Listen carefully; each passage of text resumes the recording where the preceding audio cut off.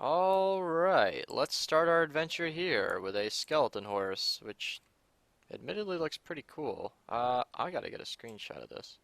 Here, I don't want that in the background. I don't want the side of that wall. Alright, we're low on the render distance. It's official. Let's just get the ruby center in there. The rest of the ruby center in there. Yeah, that's okay, cool. Alright, so what are we doing today, Daniel? No comment. Daniel's upset. We're working on a furnace. Nobody actually told him how to craft it. Took him 6 hours to find the crafting recipe. All the kid needed was 8 cobblestone. Yeah, poor guy. Last. No, we're setting up an 800 furnace array. Uh, and Daniel decided to be all wise and wise, and he rotated the schematic 90 degrees, not knowing that the rails were directional. It would be very helpful if I was on his screen, but I wanted to show these skeleton horses because after the video I made where we were creeper hunting in the clay episode, oh, that is chunk flickering. That is because I've overclocked my GPU or CPU from 4.4 to 4.5. Just because I've been having recording issues recently and I figured, hey, if I can just magically have a faster CPU, then maybe all will be well. But the chunk flickering you just saw there might mean that I'll have to bring her down a bit. Getting back on track, shortly after we were hunting creepers, some lightning struck. And apparently we've got 4 skeleton horses in the perimeter. So there's one. Is it always 4? Do you guys know? Yeah. Okay. Apparently there were also invisible skeletons on top. So we have at least Yeah, 2 always will. horses that I've seen. And I don't know what they did with the rest, so that's actually pretty cool. But we're going to make a cut real quick here to Daniel. And I'm back at spawn with Daniel, where there are also skeleton horses. So I don't even know what we're going to do with these guys. But Daniel, you want to talk about what's going on up here? Or what was Um, going on? oh, I built most of the furnace array, only to find out that I placed the rails in the wrong direction. These are going north-south. Actually, do you have any rails on you? Nope, they were all up there. Okay, there's probably plenty to demonstrate. I haven't admittedly done anything with this personally, but I know what happens, and okay, I'm just gonna break this because it's all gotta go anyway. So, obviously, he built the rails for the fuel supply, and then he probably went to put in for the item input, and Daniel, these are working fine. I don't know what you're talking about. They're working fine. Daniel, don't make me look like an idiot. I think it's this part. Yeah, it's this part. So right at the very end. Okay, that makes sense. Daniel, we can work with this. Hang on, give me the rails. All right. So let me back Me- up real quick. I don't have that many rails. So Daniel's all bummed because he thought we had to tear this entire thing down. That's why he's setting up snow down here to actually collect all the items. But as I've just discovered live, I think we'll be able to work with this. Oh, I'm sure this wasn't working the other day. What's changed? the fact that I placed them. What else isn't working? Did you start from back here? Start from where? Yeah? Yeah, Yeah. from back here. Yeah, so the rails will connect along the side. Actually, Mumbo Jumbo made a furnace array where he told it was furnace. It was he made a furnace array where he said that it was locational, and then turns out that can be avoided because these would connect diagonally regardless of what you do. Maybe the redstone blocks being in the way changes something, but as you can see here, I've placed rails completely fine. Um, wow, okay, so I think this is gonna work. This was going to be a video about destroying and building a furnace array, but it looks like this is going to be a video about using a furnace array. So, yeah, it's if you're a watcher of my channel and you've seen any of my recent videos, then it should be painfully obvious why we need a furnace array. I just mentioned that we were hunting clay, but it looks like Ina's here. New member, Ina. Hi. He's a French guy who's very French at English. And also has a very feminine username and skin, so honestly half the people on our Discord assumed he was a female. But, you know, I mean look at those rosy cheeks. Come on, look up for me, come on. So, Daniel's over here studying because he knows that if he figures this out then he'll have to do a hell of a lot less work. You see, I actually sent a Discord message to our server members saying, can somebody please set up an 800 furnace array so that when I get home I can start cooking clay. Daniel set this up, and that's awesome. awesome. And then we were going to make a video about the problems, but it turns out it's working. So, welcome Ina to the server of Minerva. If you are a person who is also a Minecraft player and would also Ina, like to be stop. part of Minerva, you should Okay. use the application Stop. linked in the Please stop. description below. In Yeah. other news, it would appear as though Fury Coffee got his roof after all. He is our #1 AFKist at the Witch Firm, and he often gets rained on and he gets all wet. And he's complained multiple times because he doesn't actually wear a chest plate. You can see there's actually a 1 wide pixel difference between his body and his legs, and it fills up with water and it gets all soggy and wet, and he's been complaining a lot. So to shut him up, it appears that somebody actually placed a white stained glass as a nice little umbrella. He placed it himself. He just ruined everything. That makes my whole story. Never mind. Alright, so I just grabbed a bunch of rails and snow before Daniel told me that there is a shulker box full of them here. So, thanks for that one, Daniel. Well, you didn't bring the snow in the first place when I asked you to. You know what we should do is put sea lanterns over the rail. This is what we did last time. We built one of these. We put sea lanterns over the rails so you had like a nice little red and blue theme. It's irresponsible because we don't have that many. Actually, we do. What am I We saying? have a guardian farm. Careful when you get to the other side, by the way. Oh, there's a creeper and a skeleton. Which one do I kill Don't let it first? blow. Don't let it blow. Wait, why?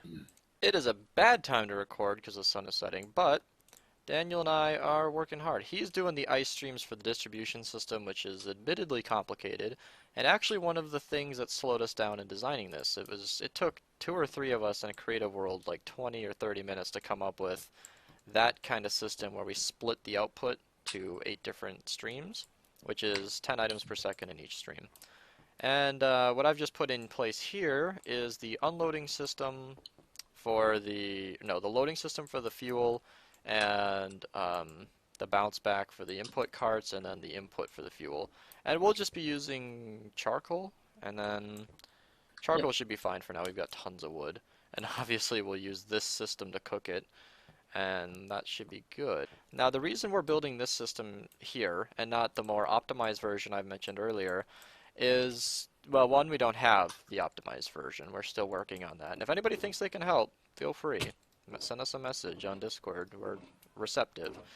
But that's still a work in progress, and we got a lot of ideas flowing. So that's not helpful to me. I want a furnace array sooner than later, and this thing, while not 100% fuel efficient, is something like 90-95%. Like out of 1 piece of coal, which can normally smelt 8 items, from this system you might get 7.5 items out of it. So it's really not bad, it's just not perfect. And I like perfection in systems like furnace arrays.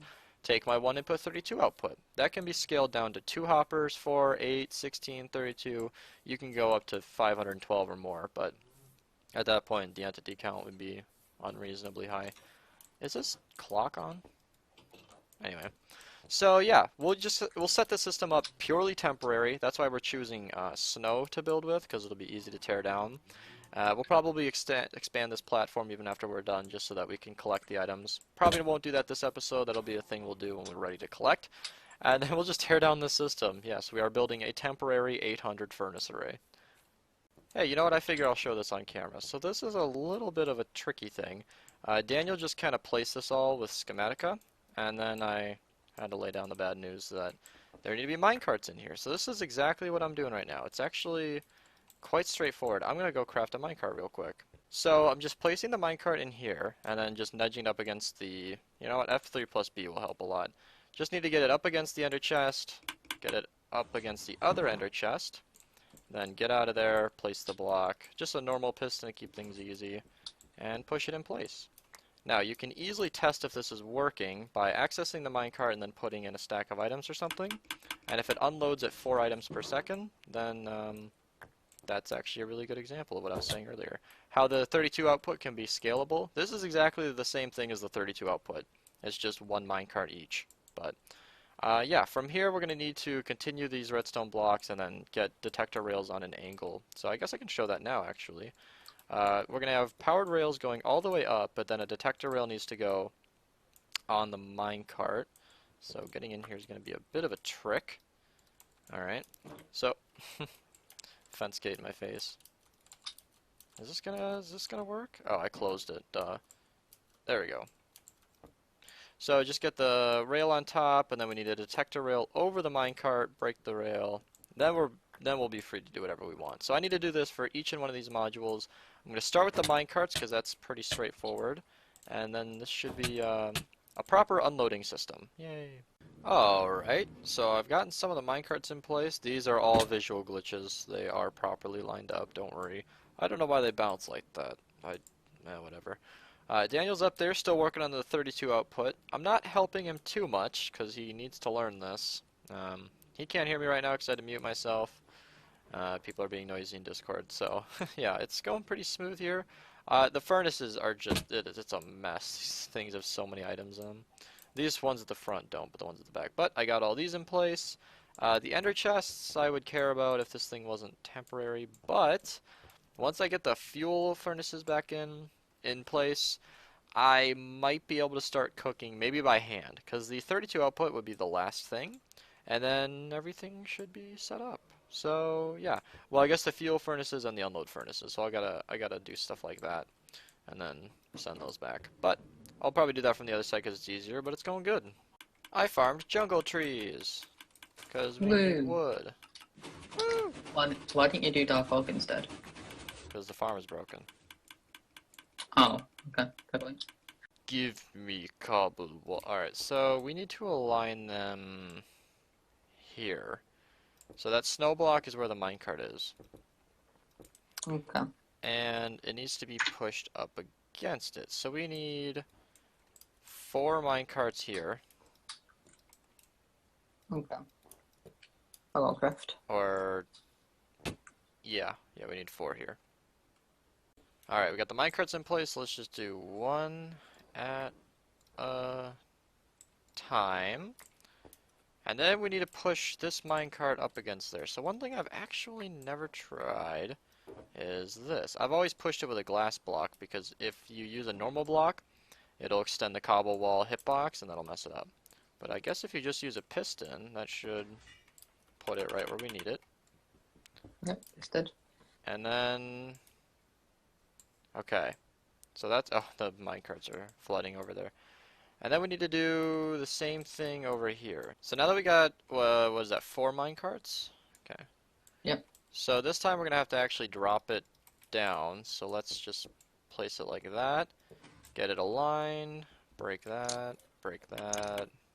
Break that. And then... ta-da! Good. If I place a chest now, right here, that should be 1 input, 32 output. Looks like it. I'll use the remaining cobble walls to further safetyify this. Yeah, me and Daniel are making careful measures not to mess this up. Oh, cool, Wise Ass is online. He is the least official member right now. I don't think he's technically a member, but he's basically... yeah, he was never here. And ta-da! Daniel, you've made a 1 input, 32 output all on your own. How does Oh, it apart feel? from the last part. Tedious.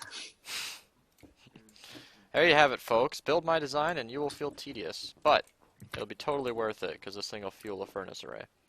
Yeah, I think these are worth it. And now all that's left is some minecarts need to be put in place and this thing should be completely functional. So I'm just putting in 2 stacks of charcoal in each minecart here, not furnace. And then I'm going to just run these by hand and that should give fuel to at least every furnace. And then I'll run short on this last one. That's okay, I've got a lot of coal on me. I planned for this. And then we're just going to kind of by hand get some wood cooking, and just like that we'll be producing enough fuel to keep this thing running. All that I need right now is at least some coal or charcoal in each furnace, and then everything should be all well. But it's going to take a little bit of startup here, so yeah, I just got to do this real quick. So I have triggered the minecarts, and each furnace should have a piece of coal at least in it. And when they bounce back, the top ones are going to get a little bit more. That's totally fine. I'm just going to go straight for it and throw in some wood. Then I'm going to hop into spectator mode and then watch some of the furnaces light up. So let's do that.